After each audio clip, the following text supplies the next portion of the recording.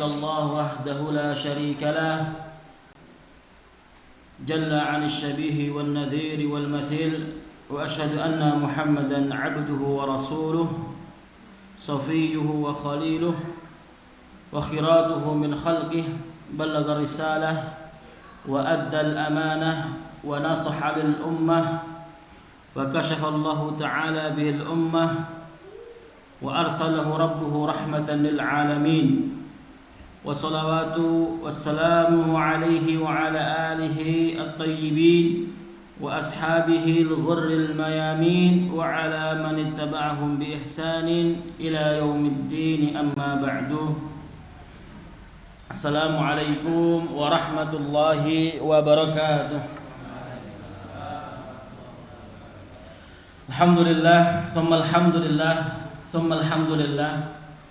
Pertama-tama mari kita panjatkan kesyukuran kita kehadirat Allah Subhanahu wa taala yang karena dari pertolongan Allah serta rahmat dari Allah yang turun kepada kita, maka pada hari ini kita bisa melaksanakan sholat berjamaah lalu dilanjutkan dengan kajian, dengan majelis ilmu.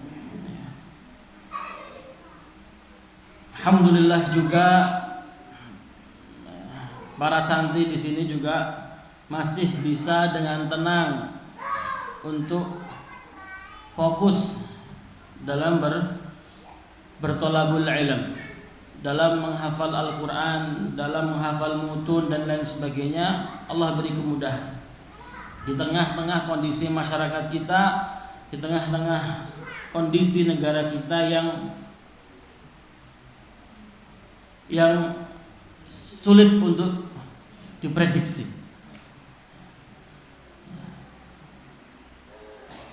Maka ini adalah nikmat yang sangat luar biasa.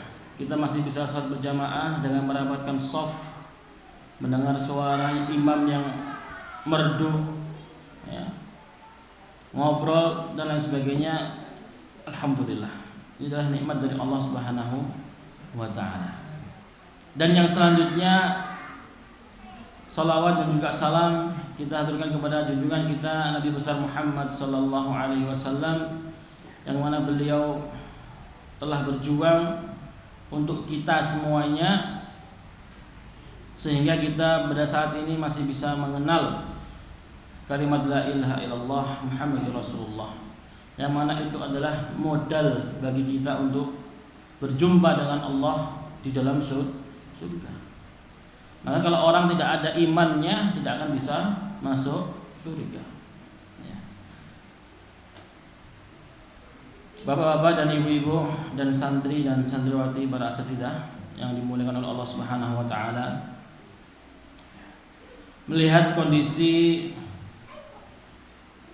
kita, negara kita yang sudah berapa tahun, hampir 2 tahun, Pak ya, kita merasakan bagaimana dahsyatnya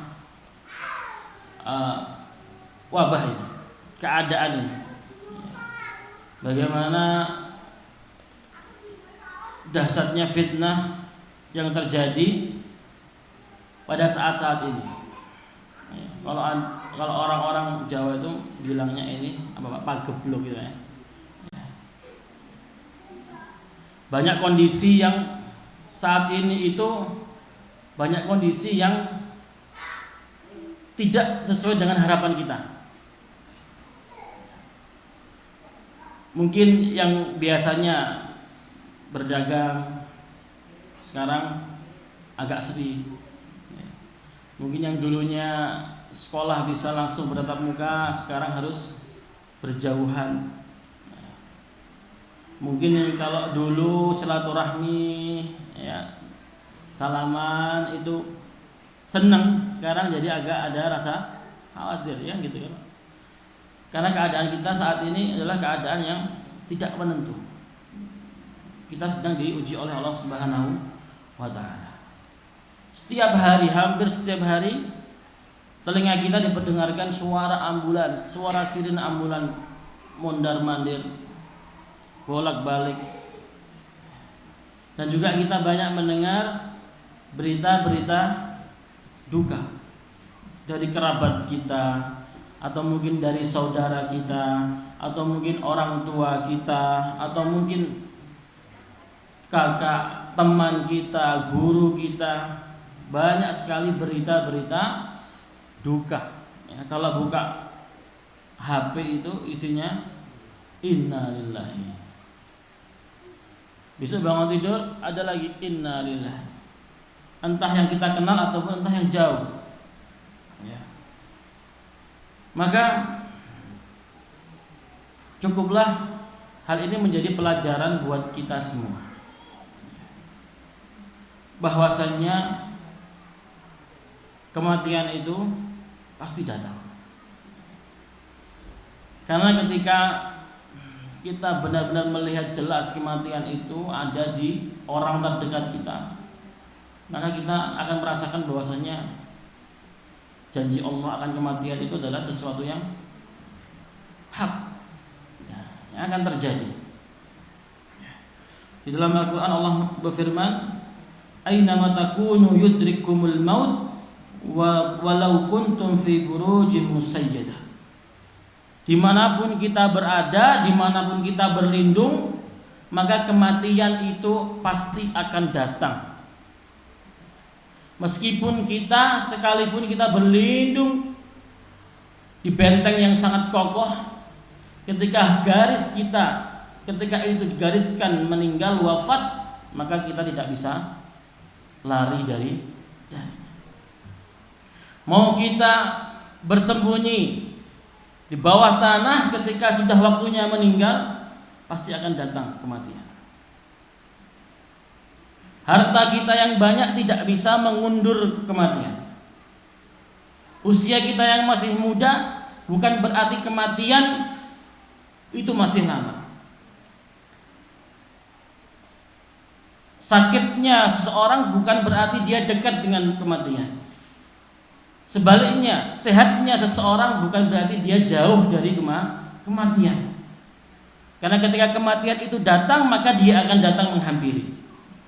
Di ayat yang lain Allah Subhanahu wa taala berfirman, "Wa likulli ummatin ajal." Setiap umat mempunyai batas waktu. Kita semuanya ini punya batas waktu.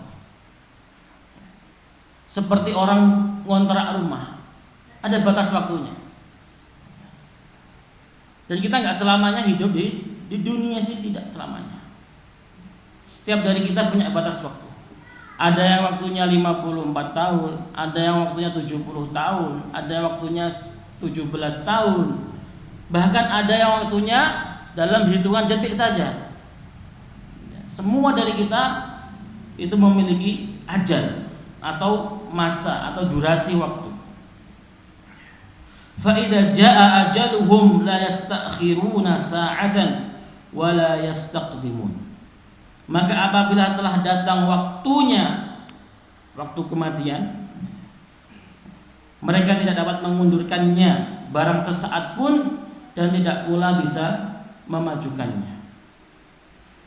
Gak bisa terus kita punya amal yang banyak, karena saya amal saya sudah banyak, minta dimatikan cepet-cepet. Gak bisa. Atau orang yang maksiat terus minta nanti saya matinya kalau sudah taubat. Tidak bisa. Semua dari kita mempunyai ajal, mempunyai masa waktu yang tidak bisa dimajukan, tidak bisa diundurkan. Tertimpa bencana apapun, tertimpa sakit apapun, kalau belum waktunya ya akan sembuh. Kalau belum waktunya ya akan selamat. Tapi sesehat apapun, kalau memang sudah waktunya ya datang, itu namanya kematian. Dalam ayat yang lain Allah berfirman, "Wa la yu'akhirullahu nafsan idza jaa ajaluha." Dan Allah sekali-kali tidak akan menangguhkan kematian seseorang apabila datang waktu kematiannya. Tidak akan ditangguhkan. Jangan. Dia belum bertobat, masih suka maksiat. nanti saja. Tidak pernah Allah akan menangguhkan kematian seseorang. Apabila datang, maka Allah cabut nyawanya. Dan Allah Maha mengetahui apa yang kamu kerjakan. Bapak-bapak dan ibu-ibu sekalian, dari ayat-ayat di atas, ayat-ayat yang ada kita baca di dalam Al-Quran, dan juga ayat-ayat tanda-tanda yang kita lihat beberapa hari ini, beberapa bulan ini, maka cukuplah kematian itu menjadi peringatan bagi kita semuanya, bahwa kita kelak akan juga mengalami kematian, akan dihampiri kematian. Kapan itu tidak ada yang tahu. Itu adalah rahasia Allah. Maka mari kita bisa mengambil hikmah dari tanda-tanda yang telah diberikan, yang telah dibuka oleh Allah Subhanahu wa taala untuk kita. Bukan lantas kita takut akan kematian, bukan. Dengan banyaknya kematian, berita-berita kematian bukan menjadikan kita takut akan kematian, tapi jadikanlah itu momen untuk kita menghargai kehidupan. Jangan takut mati, tapi hargailah kehidupan. Itu poinnya. Kenapa nggak boleh takut mati? Panjenengan mau takut, mau nggak takut, mau percaya mati atau nggak percaya mati, mati itu akan pasti datang. Tapi sekarang kita ini diberi kehidupan, sekarang kita menjalani kehidupan, belum tentu kita bisa menghargai kehidupan. Maka titik pentingnya adalah bagaimana kita bisa menghargai kehidupan.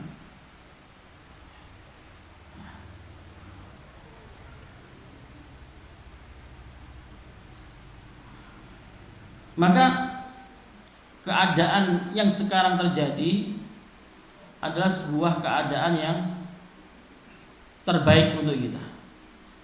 Diujinya kita, ya, ujiannya orang mukmin, ya, itu adalah sesuatu yang harus disyukuri.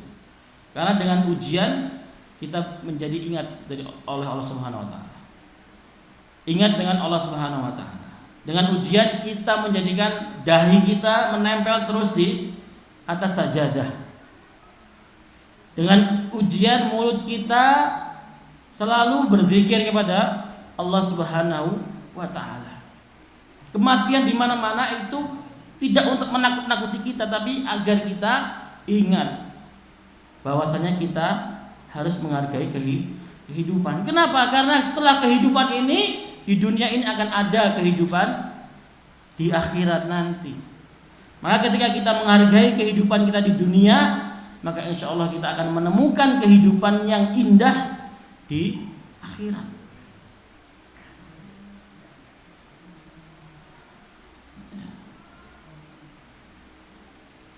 Maka apa yang dimaksud dengan menghargai kehidupan? Menghargai kehidupan adalah menjadikan setiap waktu kita itu bersama Allah Subhanahu wa taala. Menjadikan setiap detik, setiap tarikan nafas itu adalah ketaatan kepada Allah Subhanahu wa taala. Karena indikator panjang umur bukan angka, Pak. Bukan angka indikatornya, tapi seberapa banyak amalan yang telah kita perbuat.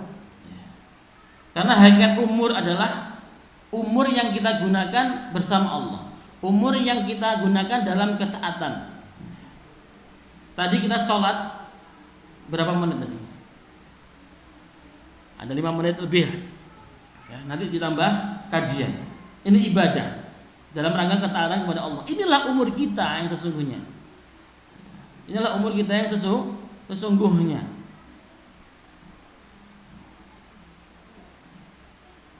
Maka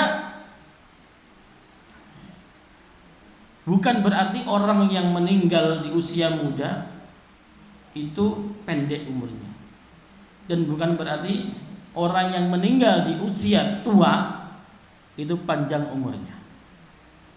Karena indikatornya adalah amal kebaikan kita selama di dunia. Imam Asy-Syafi'i itu diantara imam-imam madhab yang lainnya, beliau itu paling muda sekali. Dalam artian beliau wafat di usia yang paling muda di antara 4 imam madhab. Di antara Imam Malik, Imam Ahmad, dan Imam Abu Hanifah. Berapa umurnya? Berapa? 54 atau 45? 54 tahun, Pak. Ya. Kalau kita lihat sejarah kehidupan Imam Syafi'i, umur 2 tahun dibawa ke Mekah oleh ibunya. Dari Palestina dibawa ke Mekah. Di Mekah beliau belajar, umur 7 tahun menghafal Al-Quran. Lalu balik kepada Imam Malik, umur 9 tahun, umur 10 tahun hafal kitab Muwatta punya Imam Malik. Lalu umur 16 tahun beliau ke Yaman, ya, terjadi kekhalifahan Abbasiyah ketika itu. Beliau menjadi seorang mufti di umur 16 tahun. Ya, di umur santri ini beliau sudah menjadi mufti. Kalau beliau sekarang masih hidup di tengah-tengah kita, maka kita menanyakan hukumnya vaksin saudara, pasti kita akan menemukan jawaban itu, Pak. Ya. Hukum sholat berjalan, tanyakan kepada beliau. Tapi orang cerdas ketika datang ke Irak, beliau dijuluki sebagai Nasirus Sunnah, sebagai pembawa penyebar sunnah. Karena beliau pernah belajar bersama Imam Malik, belajar hadis, lalu belajar fikih di Baghdad. Yang mana orang Baghdad itu jauh sekali dari ilmu hadis, sehingga segala permasalahan itu kebanyakan menggunakan logika saja. Tapi ketika Imam datang dengan membawa ilmunya dari Imam Malik, ya, beliau membuka gembok yang namanya permasalahan fikih. Beliau buka satu-satu, diselesaikan dengan ilmunya beliau. Lalu di Baghdad beliau menyebarkan ajarannya, namun tidak bisa menyebar luas. Karena di Baghdad, di Irak masih kental dengan mazhab Imam Abu Hanifah. Lalu beliau ke Makkah. Ke Makkah juga tidak bisa menyebarkan ajarannya dengan luas. Karena di situ masih kental dengan Darasa al-Hadis. Lalu akhirnya beliau mendapatkan cerita bahwasanya di Mesir itu ada seorang ulama namanya Laits. Itu lebih pintar daripada engkau ya Syafi'i. Tapi murid-muridnya banyak yang tidak menulis perkataan-perkataan, sehingga ketika dia meninggal, ya, ilmunya tidak bisa menyebar kemana-mana karena tidak ada tulisan. Maka akhirnya Imam Syafi'i hijrah ke Mesir. Hijrah ke Mesir di tahun 199. Dan beliau wafat tahun 204. Jadi hanya 5 tahun sebelum wafatnya beliau, setelah 5 tahun beliau mendapatkan murid-murid sangat luar biasa. Selalu menulis setiap perkataan Imam Syafi'i. Akhirnya dijadikan buku, dan buku itu dijabarkan oleh murid-murid yang lain. Perkataan Syafi'i yang segini. Ada yang dijabarkan menjadi 21 jilid, satu lagi menjadi 20 jilid. Murid-muridnya Syafi'i mengajarkan ilmu-ilmunya ke murid-muridnya. Murid-muridnya menjadi ulama mengajarkan ke murid-muridnya lagi ilmu Syafi'i. Sampai sekarang kita bisa merasakan ilmunya beliau. Pada 5 tahun sebelum beliau, dan 5 tahun itu bukan waktu yang lama loh, singkat sekali 5 tahun. Singkat sekali. Tapi Allah memberikan keberkahan di umurnya Imam Syafi'i. Di umur 50 tahun sebelum dia wafat, Allah kasih murid-murid yang loyal, murid-murid yang taat, yang menulis semua perkataannya sehingga dibukukan dan jadi diajarkan sepeninggal Imam Syafi'i yang sampai sekarang kita rasakan ilmunya. Kita sholat berdiri. Kenapa berdiri? Kita lihat di pelajaran fikih sudah. Kenapa? Bagaimana cara wudhu dan sebagainya? Ada di fikih. Kita gunakan sehari-hari ini. Nah, itu adalah ajaran Imam Syafi'i. Maka meskipun umur beliau 54 tahun saja, terjadi umur beliau sampai saat ini. Karena saat ini ilmunya kita rasakan, kita pakai. Seperti saya fikih, ada Syafi'i, anak-anak. Setiap malam mereka belajar lagi. Jadi itu menjadi pahalanya Imam Syafi'i. Kita tidak usah jauh-jauh. Almarhum Ustaz Turmudi. Itu beliau wafat di usia berapa? Ada yang tahu? Berapa? 75. Di umur 75 tahun. Tentang tanah yang kita injak ini dan menjadi umur beliau sampai saat ini. Sekarang kita majlis di atas tanah Al Wakaf Al-Bid. Setiap hari dipakai untuk sholat waktu, dipakai untuk halal pengaji, dipakai untuk bertolak ilmu. Itulah umur manusia yang sesungguhnya. Karena kita ini Pak, kalau sudah meninggal, ya, orang meninggal itu pasti hanya penyesalan yang tersisa. Orang yang meninggal itu pasti hanya penyesalan yang tersisa. Kita sibuk nyari uang, ya. Nyari uang kita sibuk untuk dagang. Ibu sampai sakit naudzubillah, lalu Allah wafatkan. Ketika sudah meninggal baru tahu ternyata tadi ada sibuk siang malam nggak tidur sampai kelas sholat, sampai meninggalkan sholat itu nggak ada harganya sama sekali. Tahu ya kan? Ketika sudah meninggal, Pak. Karena orang yang meninggal itu yang dia inginkan hanya satu, kembali lagi ke dunia. Untuk apa? Bukan untuk bertemu istri, bukan untuk bertemu anak, untuk beramal soleh. Kalau orang yang meninggal, kita yang ditinggalkan orang terdekat kita itu pasti ada penyesalan. Gitu. Misalkan kerabat meninggal, pasti menyesal, ya Allah, kenapa dulu saya pernah marah sama dia, dulu saya pernah sakit hati sama dia, kenapa? Ya Allah, dulu saya orang tua masih sehat, saya nggak mau menemani, punya mobil tapi nggak mau mendengar orang tua, itu menyesal. Orang yang hidup ketika orang yang meninggal saja dia menyesal, apalagi orang yang meninggal itu. Kalau orang yang masih hidup menyesal dan dia bisa memperbaiki, ya, mendoakan orang tuanya, beramal untuk orang tuanya, mewakafkan tanah untuk orang tuanya, dia bisa membalas itu. Ya. Di dalam penyesalannya dia bisa membalas itu. Tetapi orang yang sudah meninggal, menyesal belum beramal ini, menyesal belum beramal ini, menyesal melakukan maksiat ini, tidak bisa terus kita minta, ya Allah, kasih kesempatan saya untuk hidup satu kali lagi. Ya. Berikan kesempatan untuk hidup sekali lagi, hanya ada di lagu, ya. Hanya di lagu-lagu itu. Dan ketika kita sudah menemukan kematian, ya hanya menyesal. Maka bagaimana kita menghargai yang namanya kehidupan? Yang pertama adalah dengan memahami apa sesungguhnya hakikat dunia ini, sehingga kita tidak disibukkan dengan urusan dunia-dunia yang kelak tidak bisa menyelamatkan kita dari siksa kubur, yang tidak bisa menyelamatkan kita dari siksa api neraka. Di dalam Al-Quran Allah berfirman, "Wa mal hayatud dunya illa la'ibun wa lahun." Dan kehidupan ini hanyalah permainan dan senda gurau. Kalau kita mau tahu bagaimana Allah melihat dunia, ya ini tadi, la'ibun wa lahun. Bagi Allah dunia ini hanya senda gurau dan permainan. Kita cari uang kesana kemari, sampai lupa ibadah, bisa mengumpulkan ratusan juta, puluhan miliar, itu di mata Allah la'ibun wa lahun. Maka kelak ketika sudah meninggal kita baru sadar bahwasanya yang penting adalah sholat, bahwasanya yang penting adalah bukan mengumpulkan harta, tapi menyedekahkan harta. Maka dunia itu adalah la'ibun wa lahun. Lalu dilanjutkan, waladdarul akhiratu khairun lil ladzina yattaqun afala ta'qilun. Jadi negeri akhirat itu sungguh lebih baik bagi orang-orang yang bertakwa. Maka dunia ini bagi Allah la syai', bukan apa-apa. Tapi yang lebih penting adalah kehidupan di akhirat nanti. Ya, kita tahu itu. Ya, sehingga ketika kita tahu, ya, dunia itu seperti apa, maka kita tidak sibuk-sibuk untuk berambisi untuk mengumpulkan dunia sebanyak-banyaknya. Tidak. Ya.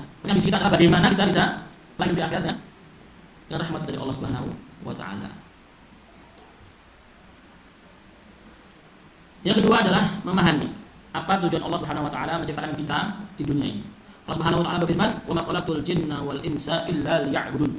Maka Aku tidak menciptakan jin dan manusia melainkan untuk beribadah kepadaku. Kita ini, Pak, tugas kita di dunia ini, ya, itu untuk beribadah kepada Allah Subhanahu wa Ta'ala. Kita ini adalah seorang abidun, seorang hamba. Seorang hamba itu harus nurut dan berserah diri kepada Tuannya. Siapa Tuhan kita? Allah Subhanahu wa Ta'ala. Enggak boleh itu laksanakan, enggak boleh itu jauh. Disuruh ini laksanakan, diperintahkan ini laksanakan. Itu adalah sifat dari seorang hamba, manut dalane Gusti Allah. Ini sampai, ya, kita menjadi seorang abid yang palsu, ya, ngakunya seorang abid, ngakunya seorang hambanya Allah, tetapi senantiasa menabrak batasan-batasan syariat Allah Subhanahu wa Ta'ala.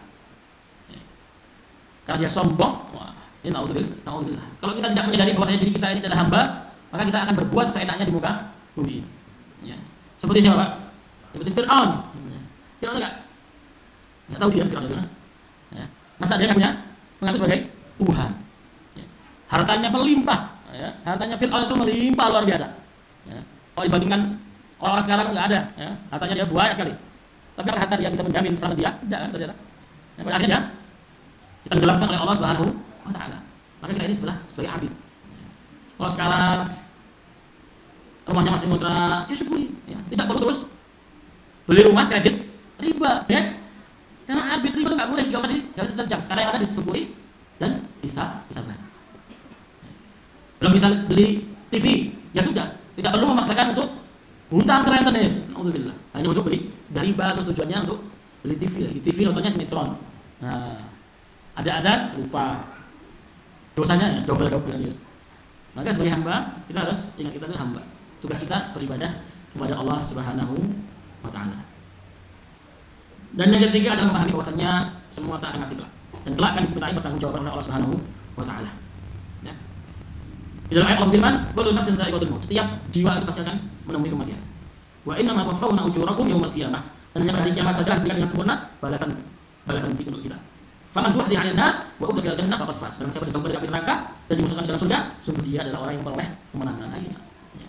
Tujuan kita ya mencapai ridho Allah Subhanahu wa taala. Agar apa? Kita bisa bertemu Allah Subhanahu wa taala dalam surga. Apa yang kita cari adalah ridhonya. Wa mal hayatud dunya illa mata'ul ghurur. Nah, maka kehidupan dunia hanyalah kesenangan yang memperdaya. Ya, kesenangan yang memperdaya. Memperdaya itu membuat kita lupa. Membuat kita lupa akan tujuan asli kita itu apa. Ya. Itu adalah hakikat dunia seperti itu. Ya. Maka nanti kita akan diminta pertanggungjawaban. Tidak akan luput sedetik pun dari kehidupan kita mulai dari lahir sampai kita meninggal, pasti akan ditanya oleh Allah Subhanahu wa taala. Ya. Contoh kecil. Saya sering kalau naik motor itu lihat apa itu? Speedometer yang ada berapa kilometer? Kira itu. Itu dari terus 92.000 sekian kilometer. Saya mikir, ada enggak 1 kilometer yang saya gunakan motor ini untuk berbuat maksiat? Karena Bapak akan ditanyakan di kilometer ke 545 mana? Gitu kan?